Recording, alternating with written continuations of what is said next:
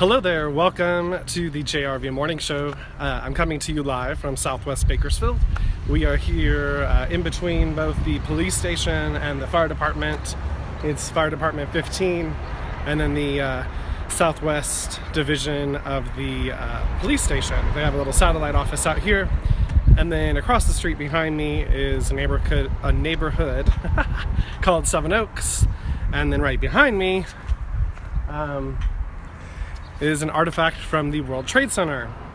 And so I've been feeling led to come here to do a meditation and to do a show, but I have not been able to get over here in time. And this is the first morning I was able to be up and going and have enough drive time to get here so we could start the show at 11. And I know all is in divine time. I am not here to prove or disprove any of the theories of what happened on 9/11, whether it's the mainstream view all the way to some of the alternative views and conspiracy theories and facts. One documentary I will recommend that was one that really changed my perspective and my view was called Loose Change, and at the time I was able to watch it on Netflix. I'm not sure if it's still available on Netflix, but I'm sure you can find it on YouTube. Again, it's called Loose Change, and it's all about 9/11. And there's a bunch of information that goes in far deeper into the investigation on what really happened that day and who could have been the perpetrators and what might have been their motive. After my research, am led to the result that it was a false flag event. And what I mean by false flag is that how it was made to appear to us, the American people, and what really happened are two different things. Again, I'm not here to tell you all about how I think about that. That's up to you to do your own research and for you to tune into your own internal guidance system to figure out what it really means to you. But one thing I do want to mention, a theme with these terrorist attacks that happen, is the fact that people are trying to break the hearts of humanity. Because if you can break the heart of humanity, then you can really do some nasty, terrible stuff to them, and they lose the ability to fight back. But when humanity still is in touch with their heart space, whether they're consciously aware of it or not, with that intact, it can't be taken over. Humanity can't be taken over, as hard as those that try to take humanity over try. Because our hearts have not been broken to the point where we've given up. They have not won, and they're not going to win. So just remember, when these things happen, they are triggers to get us to break our heart. They are triggers specifically designed to cause us so much pain that we just want to give up and end it all, because it's just too hard to feel these feelings. So just know that that is one of the goals when these terrorist attacks, whoever the perpetrators are trying to do. They're trying to break our hearts. So don't let them. Okay, so I feel like it's important, since we're here, to read the inscription down here at the bottom. And I'm going to go ahead and just kind of tilt the camera so you can see this pylon, this beam. But this beam came from World Trade Center number 1, which you'll hear when I read the little plaque. So I'm going to go ahead and adjust the camera and read this.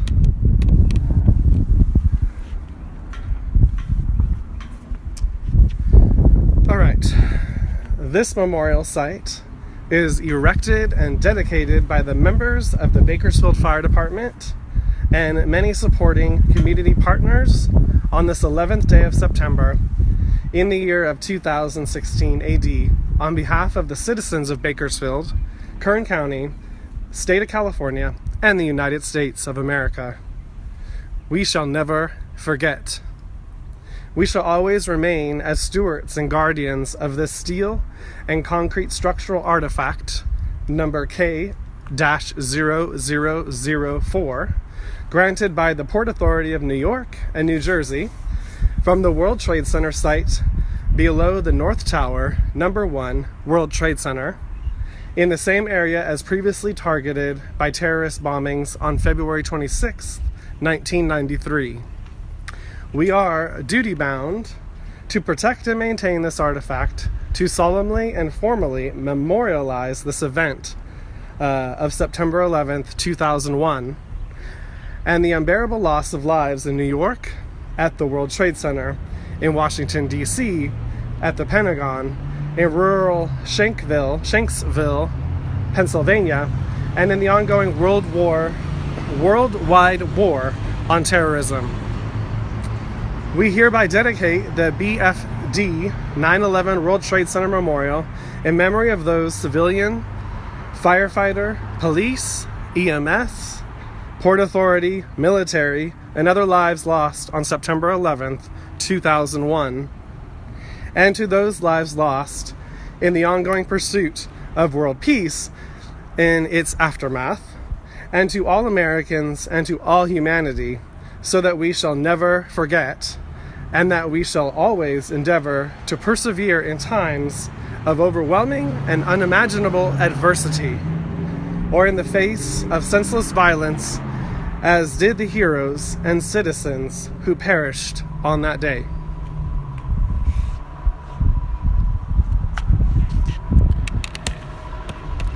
So, really powerful. And again, I feel like towards the end, really touching on that no matter how overwhelming and how horrible the adversity, that we are able to still stay together and pull together as a community and love one another and focus and manifest what's right and stand tall with those that might not be able to stand tall for themselves. All right. So it feels like that's a really good segue to go right into the meditation, which is the bigger reason why we're here. I feel like it's important to anchor the violet flame here. This is an artifact that is full of energy. Like it was said, and like we all know, there were thousands of people that were killed that day. And so there is a lot of energy that was flying around. And so metal especially has a way of capturing that energy. Okay, so we're going to go ahead and do this meditation to assist in the transmutation of this heavier, denser energy, and also anchoring the violet flame here as a place for those that may come to offer assistance from the divine to alchemize some of these heavier energies, whether they have something to do with 9/11 or whatever else might be triggering the person that comes. And since the police and fire department are here, it is a great place also to anchor this energy, as they are those that are really on the front lines for us in these emergency situations in our cities and states, really helping us when we're in need. I definitely know. Yes, okay, so let's get to the meditation. Let's go ahead and close our eyes and begin to grow roots from the base of our spine and the bottoms of our feet down into the center of Mother Earth. This is connecting our energy to the earth energy. This is allowing us to consciously connect to Mother Earth. She's awake, she's aware, she's alive, and she loves to connect with us in this way, consciously. And this is a great time to send a hello and your love and gratitude and appreciation down your grounding cord roots. And wait for a response back. Now I would like you to become aware of the gold and silver ball of light at the center of your heart space. And I would like you to begin to grow this gold and silver ball of light. This is your divine spark. This is what makes you uniquely you, what animates your reality, what creates your unique personality. And I would like you to expand this light bigger, bigger, bigger, bigger, bigger, bigger, bigger. We're taking it out 33 feet. Again, 33 feet. And it's a perfect sphere, and it is powered by the infinite source of energy that is within you, shining out like a star in every direction. And now for our meditation for today, we are going to again anchor the violet flame here in the center of this pylon, this steel beam. And so in order to do that, I would like you to lift off in your gold and silver ball of light, joining me here in this location, circling around this area, this monument, etherically. And I would like you to put your focus. I have placed an etheric amethyst crystal in the center of the pylon. And I would like you to put your hands out and just allow a golden energy of the Most High to come out through your heart, out through your hands, and begin to charge the amethyst crystal at the center of this steel beam. And you will notice that now there is a shaft of violet light going down deep into the earth and shining bright up into the heavens. This is now a tower of the violet flame. This is a light pillar, and it is now here, anchored here, because we have come to activate it. And now it will assist all those that come after us in transmuting any heavier, denser energies, as well as assisting those that are ready to wake up to the truth, wake up to the light in their journey, assisting them as they wake up to these higher truths and whatever comes up as that is happening. This violet fire, this violet flame will offer its assistance, this divine assistance of ease and grace, as well as there are patterns of perfection, divine perfection within this fire that assist us in creating what's new and what's next.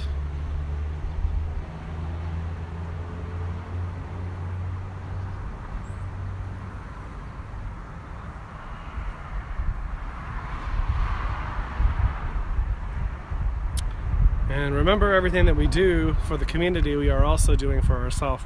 So this is also a tremendous healing on our physical system, our physical being, as well as it is radiating out like a star, assisting those that are all around us, our family and friends, our neighborhoods, communities.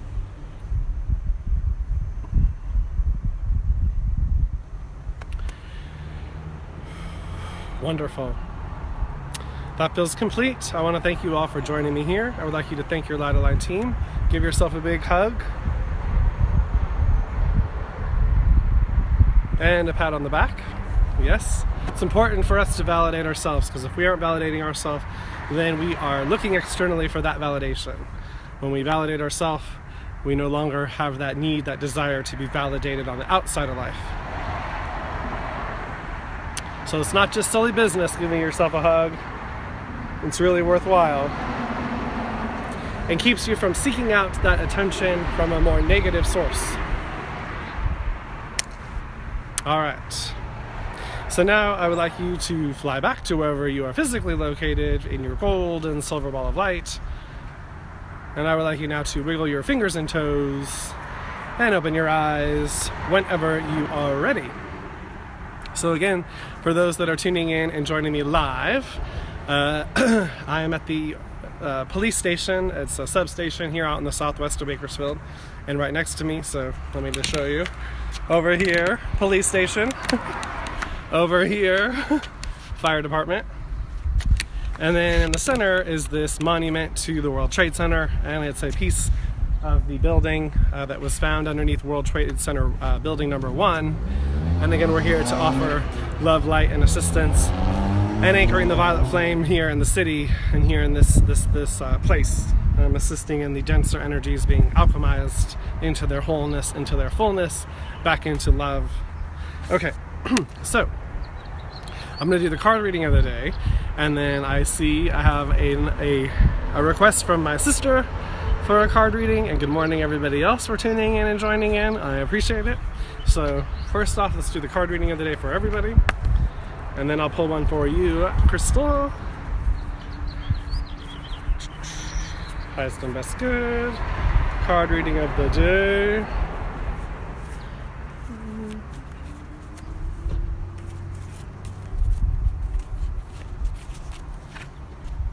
Ah, look who's back. Abundance. Alright, so we've had the abundance card. We had it this week already, so I love that.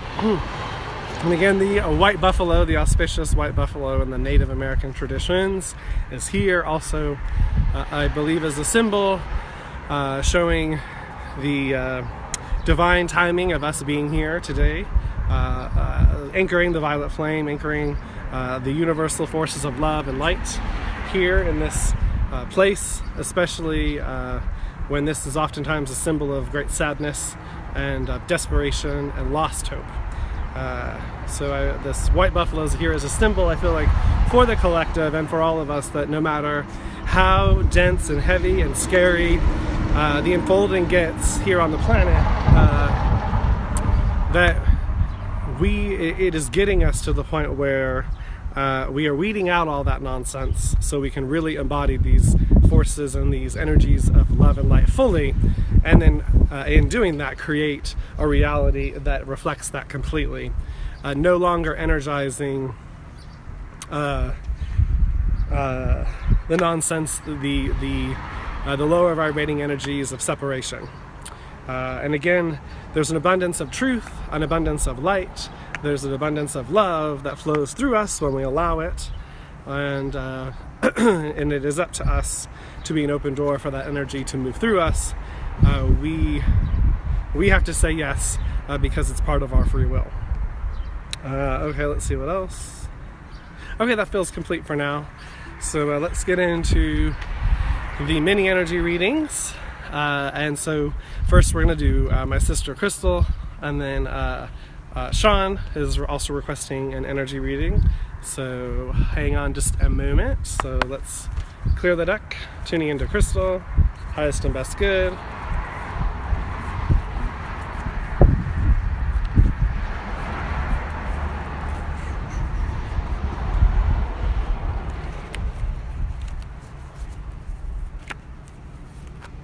One more shuffle for good measure.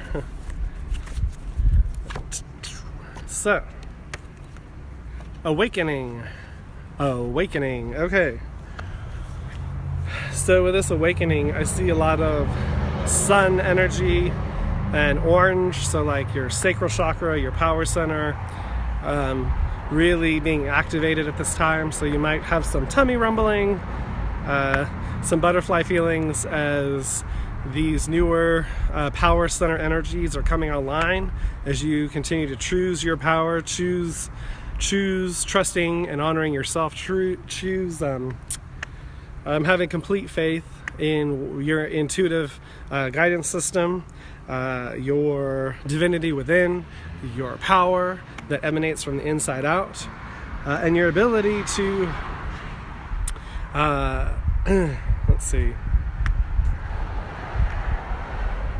And what I'm seeing is, as as this is all leading to a new layer, a new level of you coming out into the world in a new and different way, if that makes sense. Like I see this, all that you're going through right now, as a springboard into a whole nother level of manifestation in your life reality.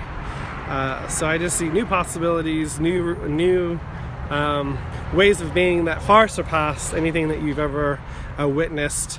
Because your game that you're playing here on the planet is now going to another level, so to speak. So that's what I get for you, my darling sister. And now for Sean. Sean. Welcome to the show, Sean. Good morning. All right.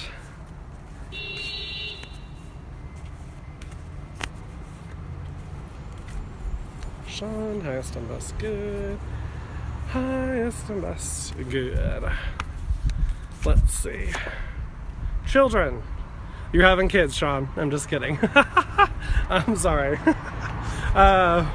Even though the children could have to do with children, I really see this as a birthing of your innocence, your a new relationship with your inner child that is leading into, like my sister, new way of being, a new understanding of life, a new understanding of yourself, which allows you to play this thing called life, be in this game of this thing called life in a new and different way.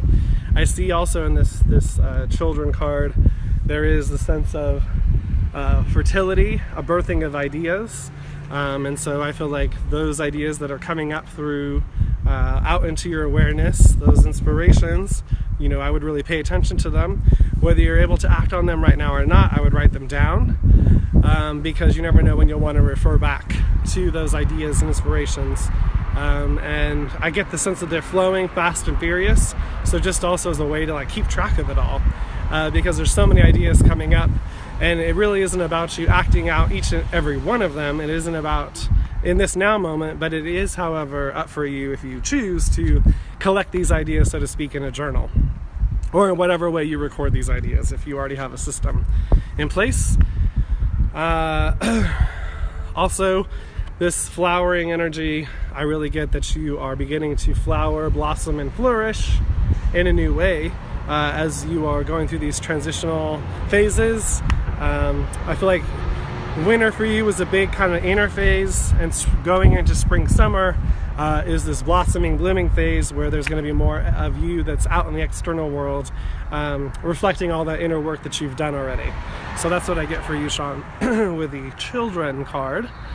And if anybody would like to comment in and let me know how that was for you, I would love that. And also, those of you that enjoy this show and know that you might have some friends out there that also would enjoy it, some woo-woo friends, some of your higher conscious friends, please share. I would greatly appreciate that as well if you feel led. Okay, so that's going to do it for today's show. I want to thank everybody for tuning in and joining me here at this monument over here in the southwest part of town. It feels like great energy has been able to be established here, and I'm super excited that you all tuned in to co-create this with me. I know the city appreciates it as well. And Crystal says it was right on, thank you, and you're very welcome. And I know I will be seeing you soon, so I'm excited about that, my sister. All right, everybody, thank you again for tuning in live as well as joining in the archives. I love joining with all of you. And before we exit, Sean says, thank you again, Jay. I really enjoyed your interpretation. Have an awesome day. You're welcome. And all right, surrounding everybody with a big, huge, giant hug of love. Until tomorrow at 11. We'll see you then. Bye-bye, everybody.